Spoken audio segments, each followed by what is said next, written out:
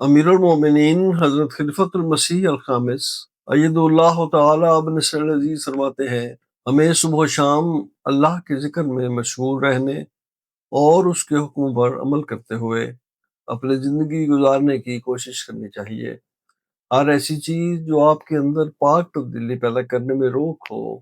اس سے بچنے کی کوشش کرنی چاہیے، کیونکہ یہ چیزیں کبھی ذہنی سکون نہیں دے سکتی۔ انسان سمجھتا ہے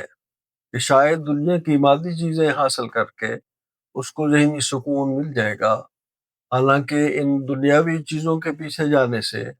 انہیں مزید حاصل کرنے کی حرص بڑھتی ہے اور بے سکونی بڑھتی چلی جاتی ہے۔ اللہ تعالیٰ یہ ضمانت دیتا ہے کہ میرا ذکر کرنے والوں کو، حقیقی طور پر میرا ذکر کرنے والوں کو، میرے حکموں پر عمل کرنے والوں کو میں اطمینان قلب دوں گا، دل کو چین اور سکون ملے گا، جیسا کہ فرمایا الا بذکر اللہ تطمئن القلوب، یعنی سمجھ لو کہ اللہ کی یاد سے ہی دل اطمینان پاتے ہیں۔